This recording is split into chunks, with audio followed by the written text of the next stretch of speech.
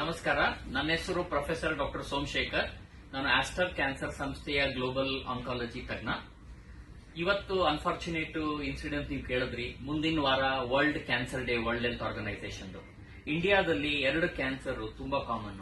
ಒಂದು ಸ್ತ್ರೀಯರ ಗರ್ಭಕೋಶದ ಬಾಯಿದು ಸರ್ವೈಕಲ್ ಕ್ಯಾನ್ಸರ್, ಎರಡನೇದು ಬ್ರೆಸ್ಟ್ ಕ್ಯಾನ್ಸರ್. ಆದ್ರೆ ಅನ್ಫಾರ್ಚುನೇಟ್ಲಿ ಏನಂದ್ರೆ ಈ ಕ್ಯಾನ್ಸರ್ ಫುಲ್ಲಿ ಟ್ರೀಟಬಲ್, ಕ್ಯೂರಬಲ್. ಜನಕ್ಕೆ ಇದರ ಬಗ್ಗೆ ತಿಳುವಳಿಕೆ ಇರೋದ್ರಿಂದ ಪಾಪ ಅವರನ್ನ ಇಗ್ನೋರ್ ಮಾಡ್ತಾರೆ. ಏನ್ ಮಾಡಬೇಕು? ಈಗ ಸರ್ವೈಕಲ್ ಕ್ಯಾನ್ಸರ್ ಒಳಗಡೆ ಸುಮ್ನೆ ರಕ್ತಸ್ರಾವ, ಬಿಳಿ ಸ್ರಾವ, ಬೆನ್ನು ನೋವು, ಆಮೇಲೆ ಕಾಲ್ ನೋವು ಬರುತ್ತೆ. ವರ್ಷಕ್ಕೆ ಒಂದು ಸಲಿ ಯಾವುದೇ ಲೇಡಿ ನಿಮ್ಮ ನಿಯರೆಸ್ಟ್ ಹಾಸ್ಪಿಟಲ್ಗೆ ಹೋಗಿ ಒಂದು ಪ್ಯಾಪ್ ಸ್ಮಿಯರ್ ಅಂತ ಟೆಸ್ಟಿಂಗ್ 3 ವರ್ಷಕ್ಕೆ ಒಂದು ಸಲಿ HPV ವೈರಸ್ ಟೆಸ್ಟಿಂಗ್ ಮಾಡಿದ್ರೆ 3 ವರ್ಷ ಮುಂಚೆ ಆದ್ಮೇಲೆ ಕ್ಯಾನ್ಸರ್ ಬರುತ್ತೋ ಇಲ್ಲೋ ಅಂತ ಇವತ್ತೇ ಗೊತ್ತಾಗುತ್ತೆ.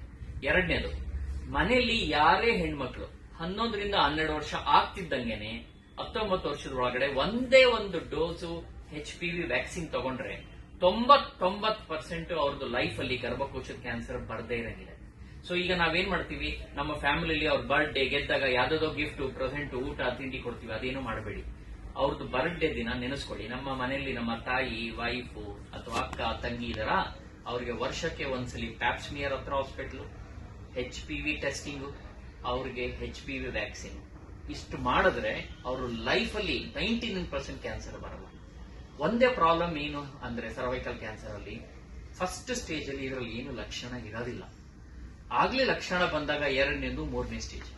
ಇಂಡಿಯಾದಲ್ಲಿ ಎಲ್ಲ ಸ್ತ್ರೀಯರು 3ನೇ ಸ್ಟೇಜ್ ಅಲ್ಲಿ ಬರ್ತಾರೆ ಸರ್ವೈಕಲ್ ಕ್ಯಾನ್ಸರ್.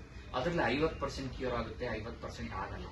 ಅದೇ ಪ್ರೀ ಕ್ಯಾನ್ಸರ್ ಅಲ್ಲಿ ಬಂದ್ರೆ 99% ಕ್ಯೂರ್ ಆಗುತ್ತೆ.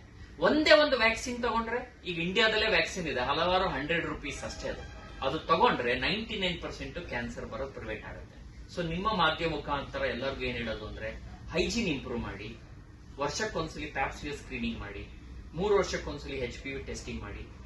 ನಿಮ್ಮ ಹೆಣ್ಮಕ್ಳು 11 ವರ್ಷ ಆಗ್ತಿದ್ದಂಗೆ 1 ಡೋಸ್ ವ್ಯಾಕ್ಸಿನ್ ಕೊಡಿ. ನಿಮ್ಮ ಫ್ಯಾಮಿಲಿ ಲೈಫು, ಬೇರೆ ಎಲ್ಲ ಲೈಫು, ಬರ್ಡೇ ದಿನ ಬೆಸ್ಟ್ ಗಿಫ್ಟ್ ಕೊಡಿ ಅವರಿಗೆ. ನಮಸ್ಕಾರ.